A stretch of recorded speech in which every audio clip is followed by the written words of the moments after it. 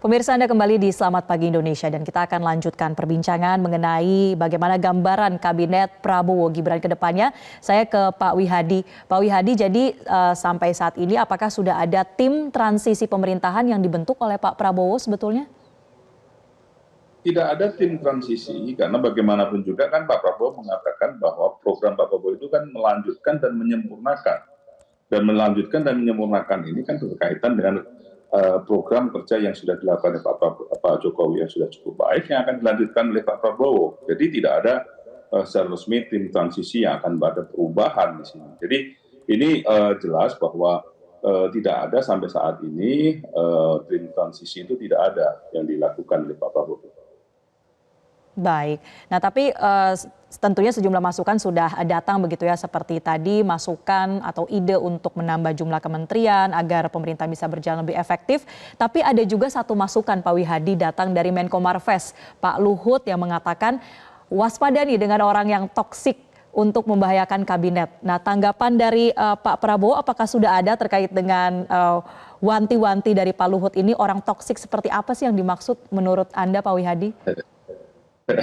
Ya, itu kan sebenarnya merupakan nasihat Pak Luhut yang sudah cukup berpengalaman sebagai senior, bahwa untuk pemerintahan ke depan itu jangan ada orang-orang yang toksik yang dimaksud oleh Pak Luhut, begitu kan. Jadi ya bisa saja terjadi yang namanya orang ini kan mempunyai suatu pemikiran-pemikiran dan juga mungkin agenda-agenda yang lain, gitu kan, dalam suatu pemerintahan. Jadi ini kan merupakan suatu nasihat yang memang disampaikan oleh Pak Luhut, dan sebagai Pak Prabowo ini sangat hormat dengan senior-seniornya, jadi kalau Pak seniornya mengatakan menasihati seperti itu, tentu menjadi bahan untuk pemikiran ke depannya.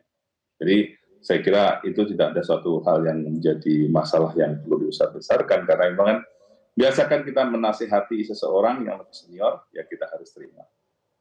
Iya, baik. Artinya diterima dengan baik juga ya nasihat itu, dan tentu Pak Prabowo juga tidak akan sembarang pilih begitu ya, kita harapkan sesuai dengan kompetensi yang diperlukan.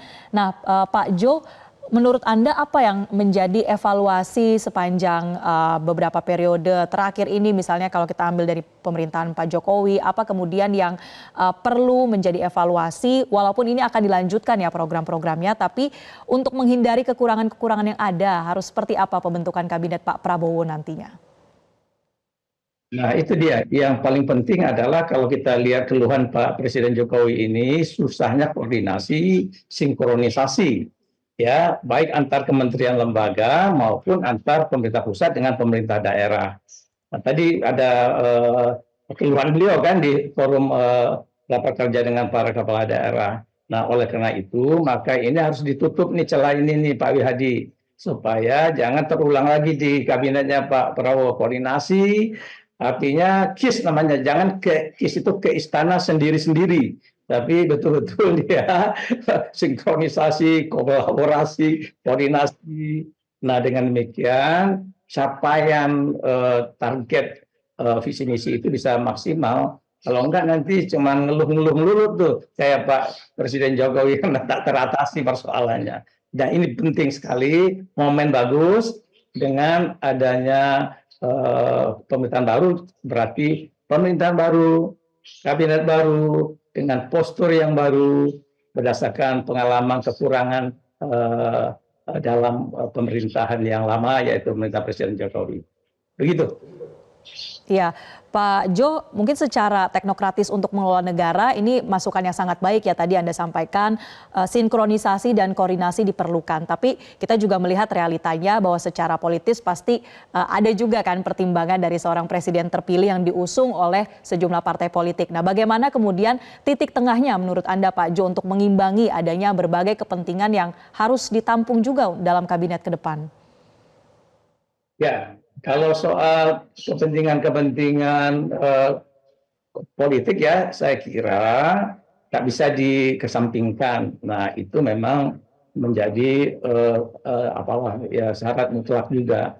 Nah, walaupun begitu, tetap sambil politiknya diakomodasi, nah hanya juga tata kelola pemerintahan yang baik, governance publik yang baik, jangan pula diabaikan. Jadi harus ada kompromi. Nah, titik tengahnya di situ, menyatukan kepentingan-kepentingan politik, misalnya orang politik yang punya kemampuan, skill and knowledge, teknokrasi, ya, kan juga ada. Nah, mereka itu juga lebih mudah mungkin untuk bisa menjalankan peran-peran menteri yang lebih eager bersinkronisasi, berkoordinasi, berkolaborasi, tidak sekedar untuk urus kepentingan kekuasaan semata.